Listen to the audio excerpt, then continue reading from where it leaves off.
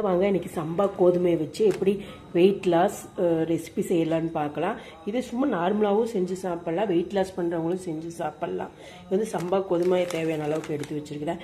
1 cup பாசிப்பருப்பு ஃபுல்லாக போட்டுக்கோங்க. பொங்கல் பாசிப்பருப்பு, வேர்க்கடலை 1 கைப்பிடி, கழுவி வச்சுருக்கிறதுனால அப்படி இருக்குது. அப்புறம் வந்து முட்டைக்கோசு இது கட் பண்ணி வச்சுருக்கிறேன். தேவையான அளவுக்கு பச்சை மிளகா, வெங்காயம், கொத்தமல்லி தழை, இஞ்சி திருவி வச்சுருக்கேன், கருவேப்பில், தக்காளி 2. இப்போ சுடுதண்ணி வச்சுருக்கேன். எப்படி பண்ணலான்னு வாங்க பார்க்கலாம். ஈஸி, சிம்பிள், ஹெல்த்தி, வெயிட் லாஸும் ஆகும், ரொம்பவும் டேஸ்ட்டாகவும் இருக்குது. நீங்கள் நல்லா ட்ரை பண்ணி பாருங்கள். இவ்வளோ தாங்க தேவையான பொருட்கள். இதை வச்சு எப்படி பண்ணலான்னு பார்க்கலாம் வாங்க. நெய் 1 ஸ்பூன் ஊற்றியாச்சு. நெய் 1 ஸ்பூன் போட்டுக்கோங்க. அது தேவையான அளவுக்கு கொஞ்சம் கடுகு போட்டுக்கலாம். முதல்ல நெய் காய்க்கு.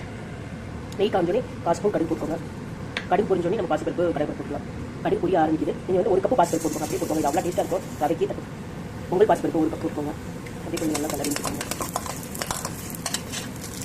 வேர்க்கடலை 1 கைப்பிடி போட்டுக்கோங்க.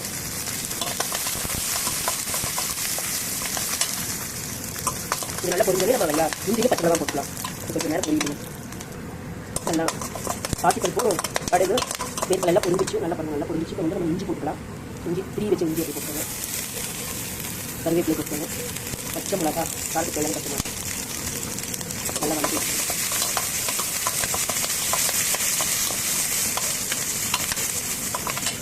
வெங்காயம், கொத்தமல்லி தண்டு பட்டி போட்டுக்கோங்க. தலை கடைசியில் போட்டுக்கலாம்.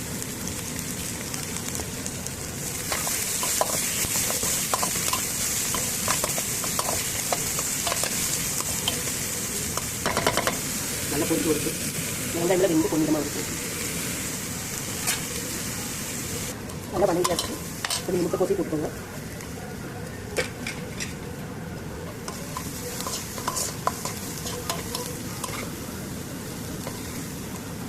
இந்த மாதிரி ஒரு டைம் பண்ணி பாருங்க. அவ்வளோ டேஸ்ட்டாக இருக்கும்.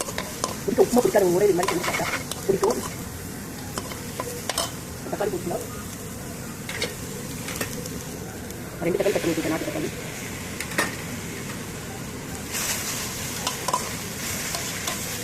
தேவையான அளவுக்கு உப்பு போட்டுக்கோங்க.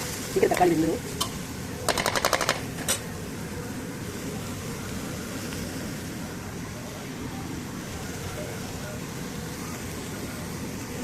தேவையான அளவுக்கு உப்பு போட்டுக்கோங்க. நல்லா கலரி விட்டுக்கோங்க. உப்பு போட்டினா சீக்கிரம் தக்காளி வெந்துடும்.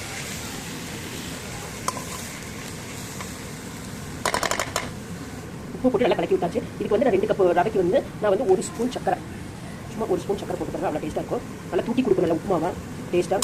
அதனால் 1 ஸ்பூன் சக்கரை போட்டுருக்கேன். நல்லா கலக்கி விட்டுக்கோங்க. இது மாதிரி செஞ்சு பாருங்க. அவ்வளோ டேஸ்ட்டாக இருக்கும். சக்கரை மட்டும் போட்டு ஒரே 1 ஸ்பூன் தான் போட்டுருக்கேன். தக்காளி எல்லாம் வெந்துருச்சு. இப்போ நான் சம்பா கோதுமை 2 டம்ளர் போட்டுருக்கேன்.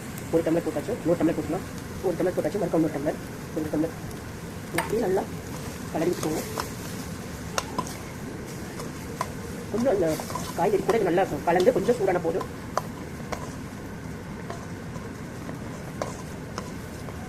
உதிரியாக இருக்கணும். ஆல்ரெடி நான் சுடுதண்ணி வச்சு வச்சிருந்தேன். 2 டம்ளர் ரவைக்கு நான் 4 டம்ளர் சுடுதண்ணி வச்சு வச்சுருக்கேன்.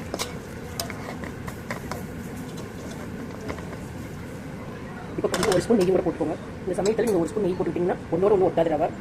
சும்மா 1 ஸ்பூன். இந்த சூட்லேயே நல்லா உருகி நல்லா கலந்து வச்சுக்கோங்க. இந்த சமயத்தில் அதை நெய் 1 ஸ்பூன் விட்டிங்கன்னா பொண்ணு ரவை நல்லா மனமாகவும் இருக்குது, வாசமாகவும் இருக்குது. ரவை சாப்பிடும்போது ஒன்றோட ஒன்று ரவை ஒட்டாது.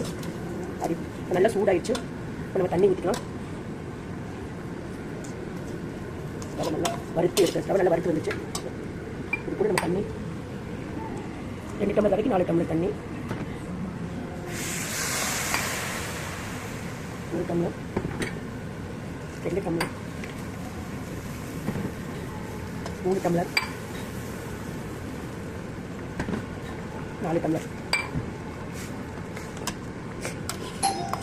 இது அப்படியே நல்லா மூடி வச்சுருங்க. உப்பு இருக்கான்னு செக் பண்ணி பார்த்துட்டு மூடி மட்டும் வச்சுருங்க. உப்பு இருக்குது, வந்து சீக்கிரம் வெந்துடும். நல்லா ஒருக்கா நல்லா கலரி விட்டு அப்படியே மூடி வச்சிட்டிங்கன்னா, சிம்மில் வச்சு மூடி வச்சிட்டிங்கன்னா ரவை ரெடி. மூடி போட்டு அப்படி மூடி வச்சுருந்தா ஒரு 2 நிமிஷம் அப்படி எடுத்து பார்த்துக்கலாம்.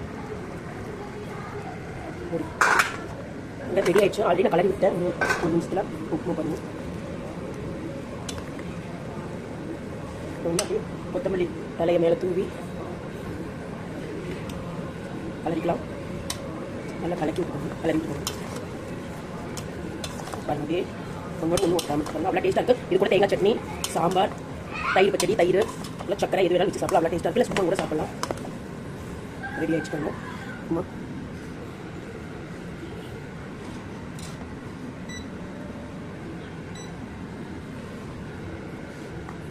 நீங்களும் செஞ்சு பார்த்துட்டு எப்படி இருக்குன்னு சொல்லுங்கள். ஓகேப்பா.